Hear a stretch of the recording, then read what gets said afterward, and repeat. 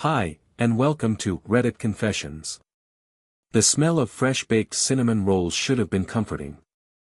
Instead, it was the trigger. Not because I don't like cinnamon, I do. I used to. But because it meant Renee had cleaned something up. And she always baked when she needed to hide something. I hadn't put that together until much later, of course. At the time, I just took a bite and smiled. Like an idiot.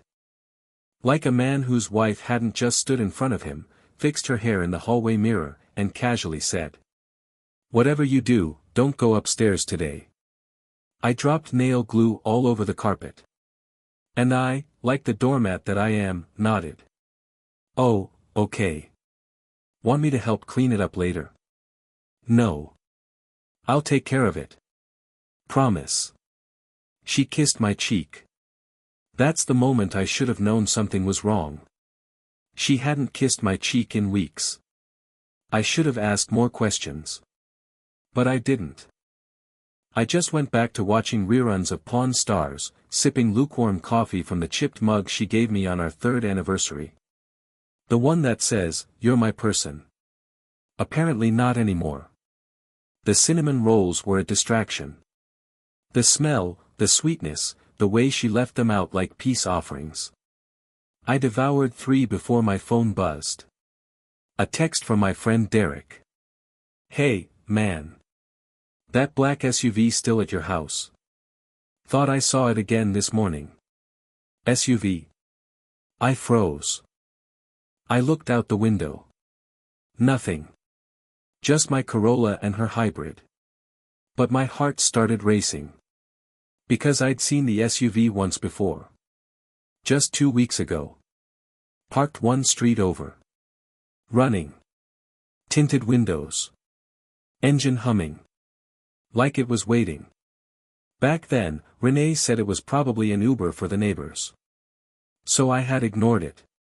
Like I ignored the late nights. The random gym trips.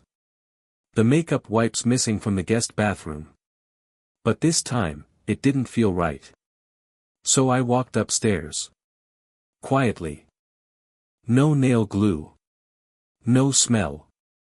No mess. But the guest room door, normally wide open, was closed.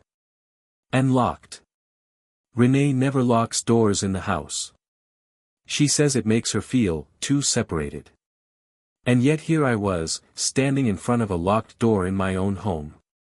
I tried the handle again. Nothing. Then, I saw it. A tiny piece of paper wedged under the doorframe. Barely noticeable. I pulled it out. It had a number scribbled in red ink. A time. 3:45 p.m. And one word. Be quick. I looked at the clock. 3:42 p.m. No exaggeration, I felt my knees go weak. My hands trembled. I pressed my ear against the door. At first, nothing. Then. A muffled chuckle. Low. Male. Followed by her voice. Her voice. Giggling. Something she hadn't done with me in months. I stepped back. And that's when it hit me. I had spent the last year sleeping beside someone I didn't know. Someone who left sticky notes for another man while I microwaved leftovers. Someone who kissed my cheek like she still loved me, just minutes before she locked herself in a room to laugh with a stranger. I didn't scream. Didn't knock. Didn't break the door. I went back downstairs. Poured myself a glass of orange juice. And sat there, in the kitchen, staring at those cursed cinnamon rolls. Chewing slowly. Letting every bite burn. Because I knew the marriage was over. But I needed to hear it. I needed to see it. And that moment was coming. At 3:45 p.m. Right on schedule. I don't know why I didn't charge up the stairs and tear that door down with my bare hands. Maybe because deep down, I didn't want to see it, not really. Because if I saw it with my own eyes, if I heard what I thought I'd hear, then it would become real. Unavoidable. And I've never been good at confrontation. I'm the guy who apologizes to the waiter when my food's wrong. The guy who says, no worries, even when he's dying inside. And somehow, I convinced myself that sitting in the kitchen while whatever was happening upstairs would be the safer choice. Emotionally safer, anyway. At 3:45, I heard the sound of a door opening upstairs. It wasn't rushed. It wasn't quiet either. It was practiced. Like they knew exactly how not to draw attention, but also weren't afraid anymore. And I'll never forget the sound of her laugh echoing down the staircase, casual and light, the same way she used to laugh at my dumb puns when we first met.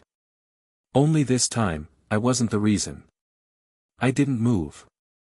I sat frozen at the kitchen table, pretending to scroll through my phone like everything was fine, like I hadn't just had the last 12 years of my life set on fire upstairs. I heard footsteps coming down. 2 pairs. One heavier. One familiar. Hers. They didn't come through the kitchen. I heard the front door open. Then a muffled exchange. Laughter again. A male voice, low, confident. The kind of voice that made my skin crawl. Then the door shut. Just like that. I sat there in silence, staring at a half-eaten cinnamon roll like it might explain something to me.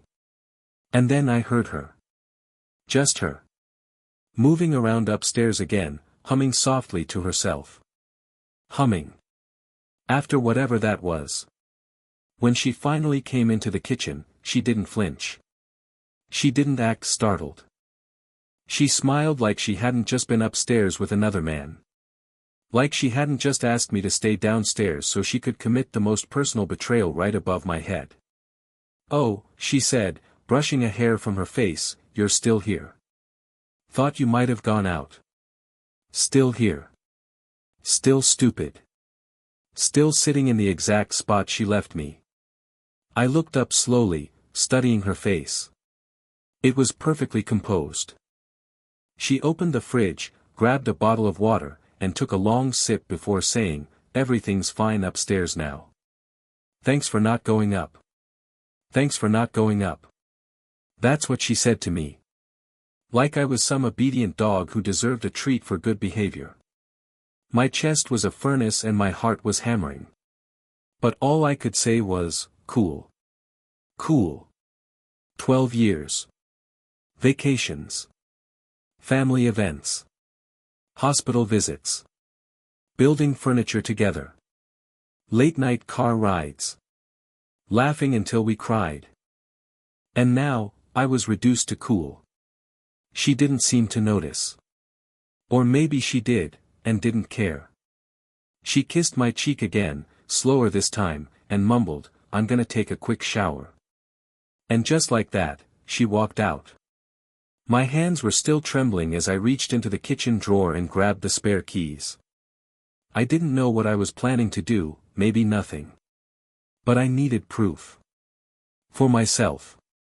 For the version of me that still believed in her. I waited until the shower was running before going back upstairs. I opened the guest room. It was unlocked now.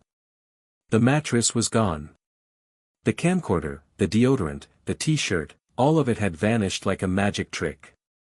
But she missed one thing. Tucked behind the curtains, wedged between the window sill and the wall, was a receipt. Crumpled, but readable. It was from a motel.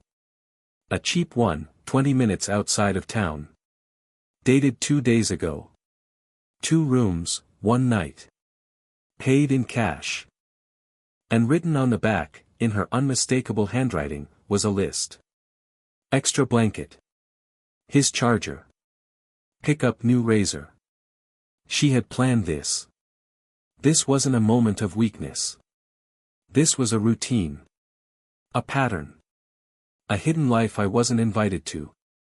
I walked back downstairs, receipt folded in my palm, and sat back down at the table just as she came out of the shower in a towel, humming the same tune. And I just stared at her, wondering how long it had been this way. How many days, months, years I had been asleep at the wheel while she was falling for someone else, or maybe just using me as background noise. She smiled at me like everything was okay. Like we were okay. And I nodded. Because I needed time. Because I needed a plan. Because the man I used to be, the man who trusted her with everything, died the moment she laughed upstairs with someone else. She slept like nothing had happened. That night, I lay beside her, staring at the ceiling fan, listening to its slow, mechanical rhythm as it creaked just enough to keep me from slipping into sleep. Meanwhile, Renee exhaled in soft, shallow breaths beside me, the kind of peaceful sleep you'd expect from someone who hadn't just obliterated everything you believed about love. She curled toward me at one point in the night, arm draping lazily over my chest, and I didn't flinch. I didn't move. I just let her arm rest there like a dead weight while I memorized the receipt in the drawer downstairs and replayed the voice I'd heard upstairs that afternoon over and over in my head. I barely slept an hour. By morning, I was running on nerves and caffeine. I didn't know what I was supposed to do: yell, cry, pack a suitcase. The version of me that still existed before yesterday wanted answers. The version of me that sat at that kitchen table, hearing her giggle upstairs, wanted revenge. But the version of me that was still in love? That version wanted to believe there was some reasonable explanation, as stupid as that sounds. That maybe I had misheard. Misunderstood. Misread everything. So I did something pathetic. I tried to bait her. We were sitting at the breakfast table. She had made eggs like it was any normal day. She asked what I wanted to do that weekend, and I said, maybe we could take a drive out toward Lake Martin. There's a new motel out there. Nice looking place. Her fork paused mid-air.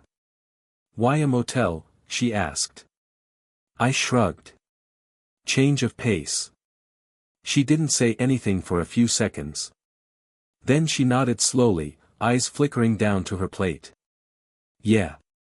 Maybe. Her voice cracked, just barely. Most people wouldn't have caught it.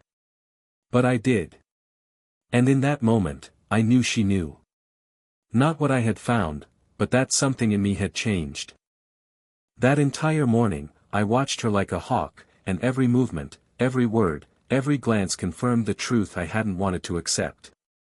Her smiles didn't reach her eyes. Her touch was cautious, calculated. She was observing me the same way I was observing her. Like we were two people playing chess with marriage as the prize, and neither of us wanted to move first.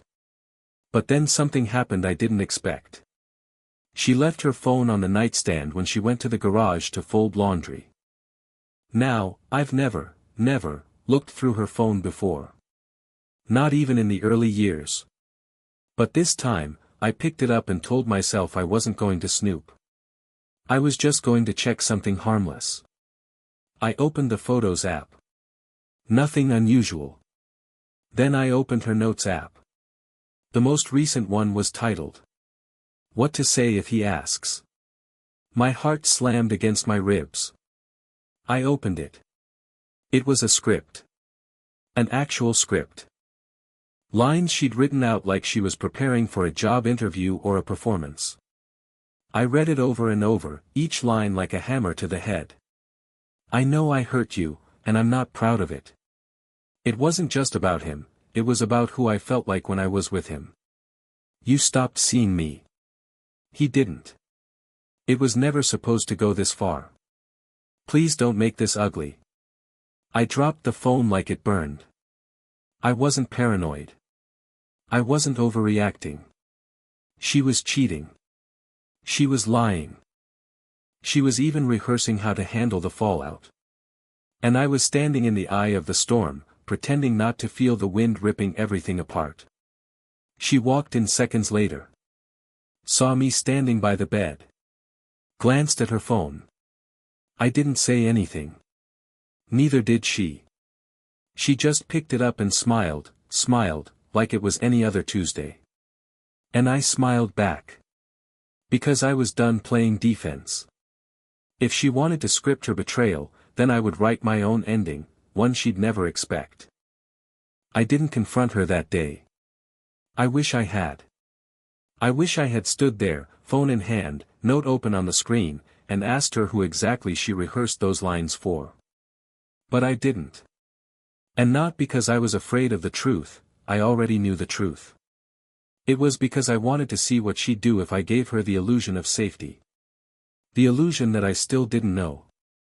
It's strange how quickly your entire reality can shift without a single word spoken.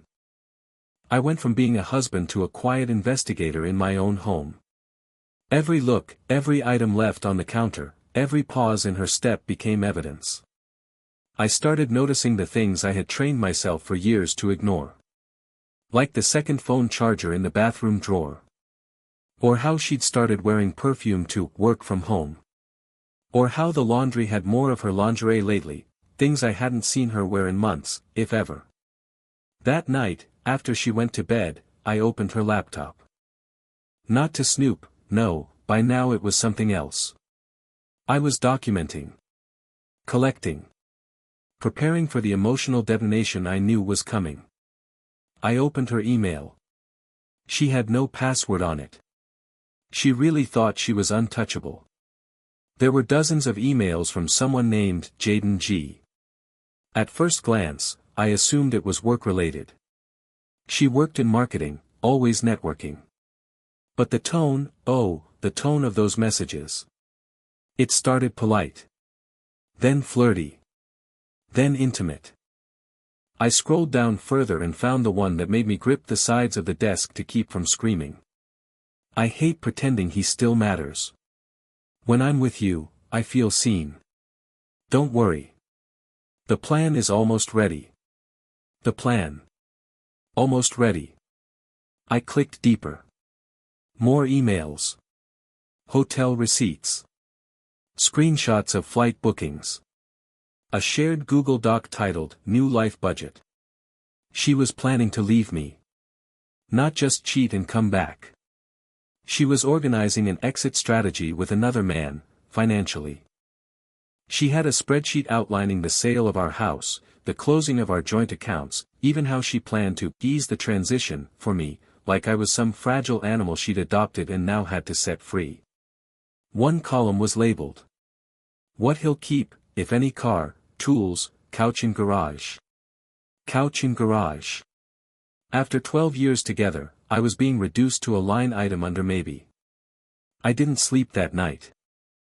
I sat on the floor in the hallway, back against the wall, holding my own heart like it might stop working if I wasn't careful. I thought about how I met her. How I proposed to her in the rain with shaking hands. How we cried in the hospital parking lot when we lost our first pregnancy. How I held her when she said she felt like a failure, and told her over and over she was my entire world. And now I was reading a list of things I might be allowed to keep if she decided to vanish with some man named Jaden. I wanted to storm into the bedroom and wake her up with the truth. But something inside me, maybe the last functioning part of my ego, whispered not yet.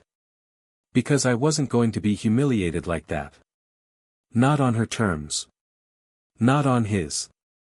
I shut the laptop, stood up, and walked to the window. And that's when I saw it. A car. Parked just down the street. Headlights off. Engine idling. And someone inside it. Watching. Waiting. The man in the car didn't move. He just sat there in the dark like he belonged to the shadows. No headlights. No interior light. Just the faint glow of a phone screen inside that gave him away. I could see his silhouette, a tilted head, a relaxed posture, like someone who had done this before. Like someone who wasn't scared of being caught. I stood behind the curtain, not daring to breathe too loud. Was it Jaden? Was that the man from the emails, the man from the upstairs whispers, the man she smiled for when she thought I wasn't looking? I didn't know. But what I did know, in the quietest, most crushing way, was that whoever he wasn't afraid of me. And that terrified me. He sat there for 15 minutes. Then, like it was routine, he pulled away. No screeching tires, no panic. Just a smooth drive off into the night like he was backing out of his own driveway. Like this was his street now. His territory. And I stood there like a ghost in my own home. I didn't sleep that night either. I tried. I closed my eyes. I counted backwards from 300. I turned on rain sounds. Nothing helped. Every time I tried to drift off, I imagined that car pulling into the driveway. I imagined her slipping outside, barefoot, into his arms. I imagined her texting him in bed next to me while I pretended to snore. The thoughts weren't just torturing me, they were invading me. Breaking in, like he had. The next morning, Renee was unusually chipper. She made waffles. Not frozen ones either, real waffles. With strawberries and powdered sugar and whipped cream. Like she was hosting a brunch for someone she actually respected. I just watched her, fork in hand, pretending like I didn't know about the emails or the motel or the budget for her brand new life without me. "So, what's the plan today?" she asked, sipping her coffee and giving me that soft smile that now looked more like a weapon than a gesture of warmth. I told her I was going to clean the garage. That was a lie. The garage didn't need cleaning. But it gave me an excuse to avoid her, to think, to plot. And that's exactly what I started doing. Because by now I realized something awful, this wasn't going to stop. It wasn't going to blow over. I wasn't dealing with an affair that had just started, I was dealing with a machine that had been running for months. A system. A plan that was already too deep for her to back out of without me forcing it to implode. I sat on the garage step and stared at the pile of old camping gear we hadn't used in years. That stuff used to mean something. It used to symbolize freedom, fun, the two of us curled up in a tent by the lake with cheap wine and terrible music. And now it was covered in dust, just like everything else between us. I grabbed my phone and started recording. I don't know why. Maybe I needed to hear myself say it out loud. Maybe I wanted documentation in case I lost my nerve. But I sat there, recording a voice memo. She's been planning this. I saw the emails. I saw the motel receipts. I saw the budget plan. She's not just cheating, she's leaving. Not for someone better. Just for someone new. And I'm sitting here, pretending not to know. But I know. I know everything. I saved the recording and emailed it to myself. I titled it, "Before She Denies It." I didn't plan to use it yet. But I needed it. That afternoon, I made my move. She said she was going to the pharmacy. She always said that. The pharmacy, the bank, the store, anywhere vague enough to not invite suspicion. But this time, I followed her. I stayed a full 2 cars behind, praying she wouldn't notice my old sedan lurking in traffic. She didn't go to the pharmacy. She drove across town to a parking garage. I parked 3 levels below her and took the stairs. When I peeked around the corner of level 4, my stomach turned. She was already there, leaning against her car, laughing. And he was there. I recognized him from the photo in her folder. Tall. Confident. Hair slicked back like he was auditioning for some low-budget soap opera. And he kissed her. In public. Not like it was a risk. But like he'd done it before. They got in his car. She never looked back. I followed. They drove to a house. Not a motel. Not a restaurant. A house. Which meant this wasn't casual. This wasn't a fling. This was something rooted. Established. And when I saw her open the front door with her own set of keys, I realized something far worse. She already had one foot out. Not emotionally. Not financially. Physically. There was already a backup home. A place where she didn't have to lie. Where I didn't exist. I didn't go home right away. I couldn't. After watching her enter that house like she'd done it 100 times, with that casual little shoulder tap she gave him at the door, the kind she used to give me when we'd joke about burning dinner, I sat in my car in stunned silence for what felt like hours. I didn't cry. I didn't scream. I just sat there, gripping the steering wheel, staring at that door like it was a portal to another dimension. One where I never existed. How long had she been splitting her life in two? How many nights had she kissed me goodnight just to turn around and end up in his bed? Was it only once a week? Twice? Or had my marriage been hollow for so long that she didn't even need excuses anymore, just windows of time where I stayed quiet? I finally drove away when the sun started dipping and I could no longer pretend I belonged in that neighborhood. I didn't want her to see me. Not yet. I wanted her to believe I was still asleep. That I was still the idiot who couldn't see the writing on the walls she scribbled in her own handwriting. And more importantly, I needed to think. I spent that night at a 24-hour diner on the edge of town. I ordered pancakes and didn't touch them. I just sat there in the corner booth, watching strangers pass through, wondering how many other people were living double lives while their partners sat at home folding laundry and heating up leftovers. The next morning, I returned home before she did. Her car wasn't in the driveway. I didn't know where she was, and I didn't care. I needed to see the place I had been calling home one more time before it stopped feeling like mine. And when I stepped into the house, I finally saw it for what it was. There were two lives here, one visible, one hidden. I opened drawers and found notes that weren't for me. I checked our shared calendar and saw events labeled W client meeting that never appeared on her email. I pulled a shoebox from the back of her closet and found receipts from restaurants I'd never been to, gifts I'd never seen, and photos printed out like some kind of twisted scrapbook. There was even a birthday card. Not to me. Not from me. But to Jaden. Thank you for helping me feel alive again. I wish I could show you how much. And underneath it, a Polaroid. Of them. In our kitchen. She was sitting on the counter. He was between her legs. She was smiling in that way that made me sick, the smile I hadn't seen in years. I sat on the bed, my bed, holding that photo like it might physically strangle me. And then, for the first time in this entire mess, I broke. Not a quiet, cinematic cry. No, a loud, ugly sob. I curled in on myself like a child, letting it hit me in waves. Everything. The betrayal. The deception. The cold, calculated way she had rewritten our life while I was still trying to preserve it. But as the sobs started to fade, something else took over. Something colder. Something steadier.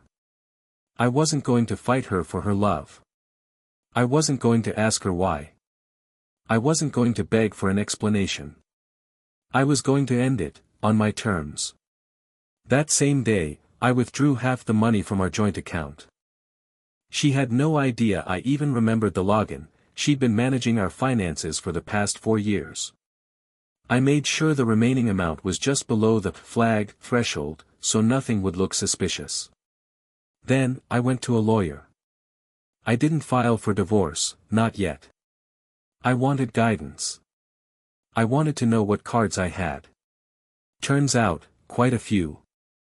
Evidence, photos, emails, the note in her phone, the motel receipts, even the surveillance footage I requested from the parking garage near the house. The lawyer didn't need to say much. His expression told me enough. I wasn't crazy. I wasn't imagining it. And I had a case. When I got home that evening, she was there. Wearing one of my old hoodies, hair damp from a shower. Acting like the woman I used to know. Like she hadn't been in another man's home just hours before. She asked how my day was. I smiled and said, productive. That night, I waited until she was asleep before placing a small envelope in the kitchen drawer. Inside was a copy of the photo. The one of her and Jaden in my kitchen. On the back, I wrote 2 words. I know. And I went to bed beside her like nothing had changed. But everything had. The next morning started with the sound of the coffee grinder. For 12 years, that sound meant safety.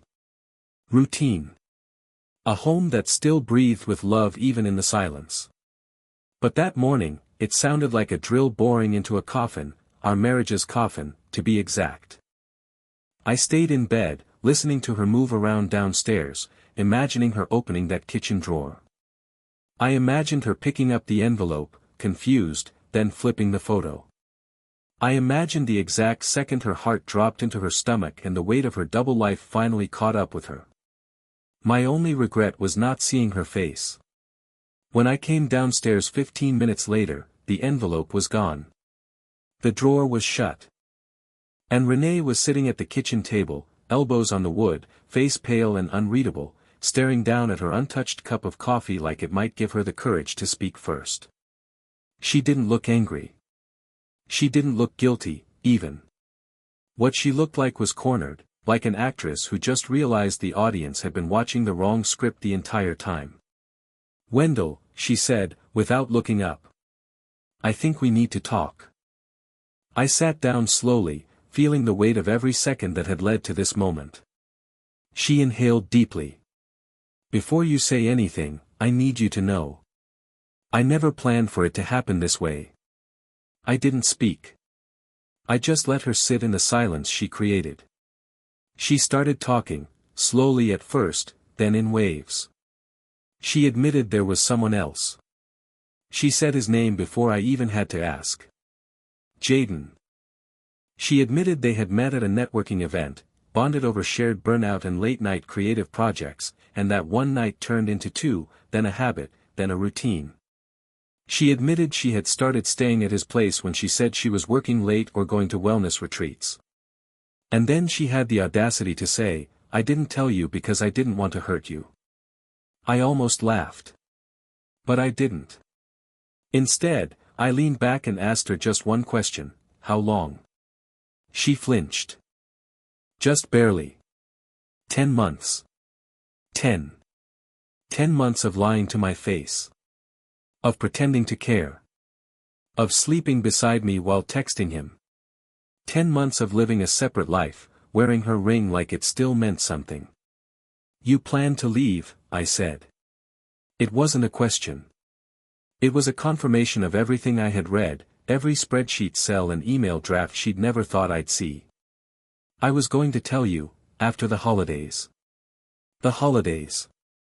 She was going to let me decorate the tree with her.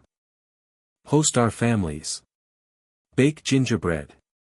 Smile in Christmas photos, knowing full well that the life we were posing in was already expired. She was going to perform right up until it was convenient for her to walk away. "I thought I owed you a peaceful ending," she added, tears forming now. Whether they were real or just part of the performance, I no longer cared. I nodded slowly. Then I pulled out my phone and slid it across the table to her. She looked confused. "What's this?" "Press play." She did. It was the voice memo from the garage. My voice. Tired. Broken. Honest. The raw moment I recorded the day after I found the motel receipt. Every emotion. Every betrayal. Every realization. Her hands began to tremble as she listened. When it ended, I said, "You didn't break me last night, Renee. You broke me weeks ago. I just needed you to hear it." She wiped her eyes, but didn't speak. I stood up and dropped a thick manila envelope in front of her, my attorney's initial divorce papers. Not final. Not formal. But very, very real. I haven't filed them yet. I wanted you to know that you're not the only one who can plan things behind someone's back. She looked up at me then, really looked, and for the first time, she saw me not as the husband she fooled, but as the man who had finally stopped pretending everything was okay. "You want to fight?" she asked, voice low. "No," I said, shaking my head. "I want to end it. On my terms. With no lies, no more rehearsed speeches, and no more cinnamon rolls trying to cover up the smell of betrayal. I walked to the front door, paused, and turned around. "One more thing," I said. "You left your backup house key in your coat pocket." "I found it 3 days ago." Her jaw tightened.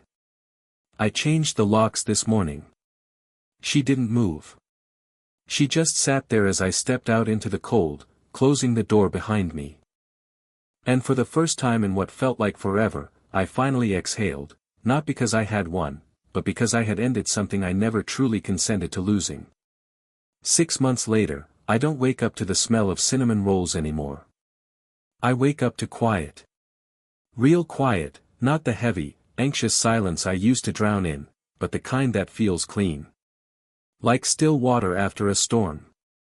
After I handed her the divorce packet and left that day, I didn't look back.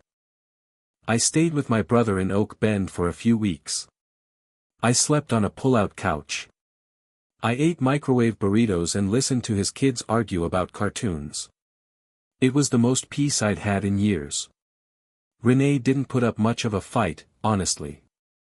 I think once the curtain was pulled back, she saw how much effort it would take to lie again, and she was tired.